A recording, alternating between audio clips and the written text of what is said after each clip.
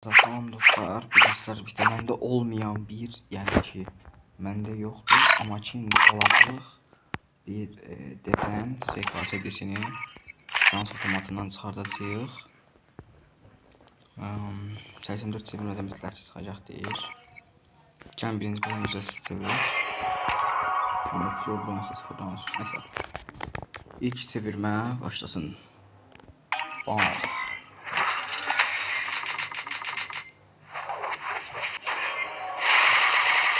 Heç nə vermədim. Bir dənə tərkib çevirək. Heç nə vermədi. Bir dənə tərkib çevirək. Heç nə vermədi. Bir dənə anlıq çevirək.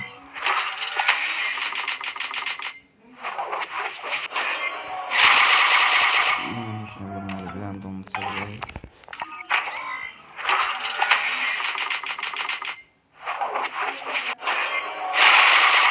Yine de hiç ne görüyoruz. Ne değil ya. Bir anda.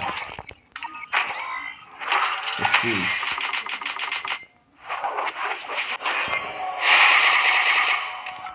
Diyesin tez vermek için de böyle.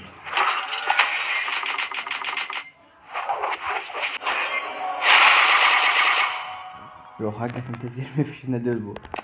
Buradan dene. Bak. Bak. Bak. Bak. Bak. Şansımız getirsin.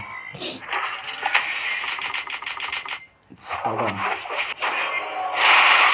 Oy dadak sıkmır ya bu. Aha çıktı diyorsun. O senin üzerine lafları çıkartma. Ay da ya çok lan sana ya. 5 çevirmede çıkacak ciddi. Bu değil. 2.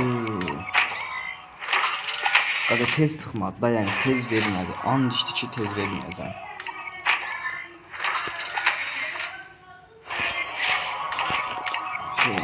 Çıkacak indi. Dediğim çok. Şimdi verecek tamam. Kuşan. Kuşanak çünkü bende deseni yoktu da yani şey deseni yoktu. Rüzgâr harcadı bu SKS. Sonunda SKS desenimiz. Normal isabetli 2 menzil bir qəşəng. Normal. Uşaqlar videoya like atıb abunə olmayı yaddan çıxartmayın. İndilik bu qədər. Sağ olun. Görüşənədək.